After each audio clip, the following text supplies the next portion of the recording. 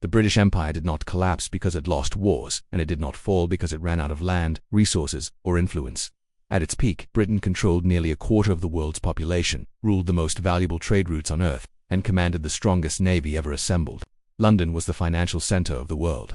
The pound sterling was the global reserve currency. British debt was trusted everywhere. And yet, within a single generation, that entire system quietly unraveled, not through invasion, not through rebellion, but through one final mistake that seemed reasonable at the time, was defended as necessary, and was celebrated as progress.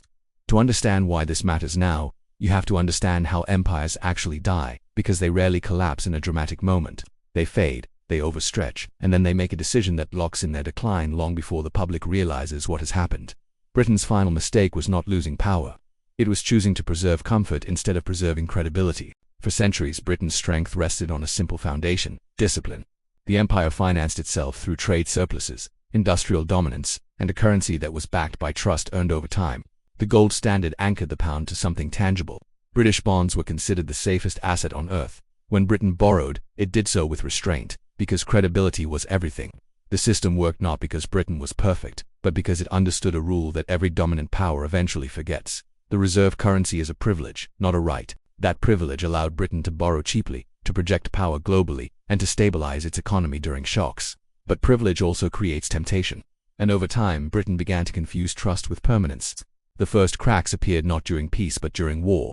World War I changed everything. Britain financed the war through massive borrowing, largely from the United States. For the first time, Britain was no longer the world's creditor, it was a debtor.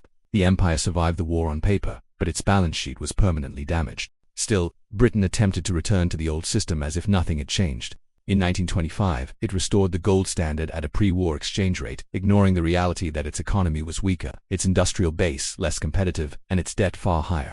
This decision was framed as a return to stability, but in reality it was an attempt to preserve prestige. The pound looked strong, but underneath, the system was under strain. Wages were suppressed, growth stagnated, exports suffered. The appearance of strength came at the cost of internal vitality. Then came the Great Depression. Under pressure, Britain abandoned the gold standard in 1931. This was not just a technical adjustment, it was a signal to the world that the old rules no longer held. The pound devalued, trust wavered. Britain still had influence, but something fundamental had shifted. The empire increasingly relied on debt and financial engineering to maintain living standards that its productive base could no longer fully support. World War II accelerated this trend beyond anything imaginable. Britain emerged victorious militarily, but financially exhausted. The war was paid for with debt, rationing, and promises made to the future. By 1945, Britain owed more than 250% of its GDP, much of it to the United States. The empire still existed on maps, but it no longer existed in financial reality. This is where the final mistake took shape. Faced with impossible choices, Britain chose social stability over monetary discipline. It built the welfare state, expanded public spending, and attempted to maintain global influence while managing a shrinking economic base. None of these choices were irrational on their own. In fact, many were humane, but collectively, they created a contradiction. You cannot maintain a global reserve currency, expansive social programs, and geopolitical dominance without the productive capacity to support them. Something had to give. Britain chose to let credibility erode slowly rather than impose immediate pain. Inflation became a tool. Devaluation became routine. The pound weakened again and again. Each adjustment was explained as temporary. Each was framed as manageable. But the world was watching. By the 1950s and 1960s, the writing was already on the wall. Britain experienced repeated balance of payments crises. The pound required constant support. International confidence declined. The Suez Crisis in 1956 was the geopolitical confirmation of what markets already knew. Britain could no longer act independently without financial consequences. When the United States opposed Britain's actions, the pound came under pressure, and Britain was forced to retreat. This moment marked the true end of imperial power, not because of military weakness, but because financial dependence had replaced financial leadership. An empire that once dictated terms now required permission. The final blow came in the 1970s. Inflation surged, growth stagnated. Britain faced capital flight, labor unrest, and currency instability. In 1976, the unthinkable happened. Britain went to the International Monetary Fund for a bailout. The former ruler of global finance was now a supplicant. This was not a sudden collapse. It was the inevitable outcome of decades of decisions that prioritized short-term stability over long-term credibility. Britain did not fall because it spent too much once.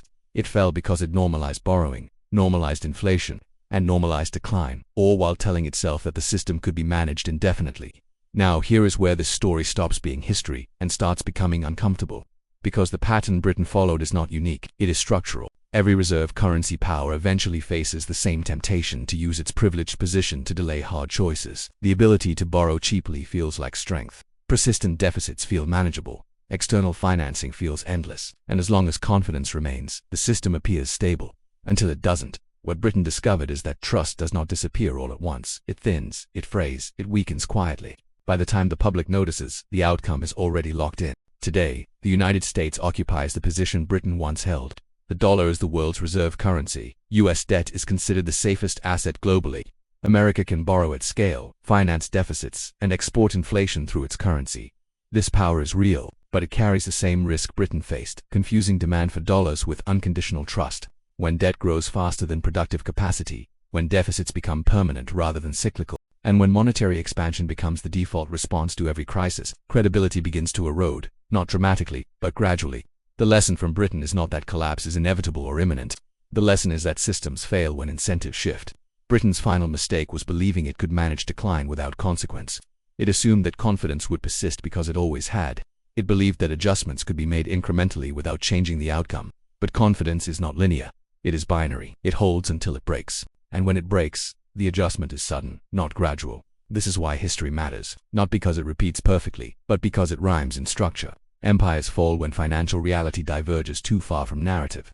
Britain maintained the story of global leadership long after the numbers no longer supported it. Markets eventually noticed, allies noticed, competitors noticed. And once that realization spread, the system could not be restored. No policy tweak could reverse it.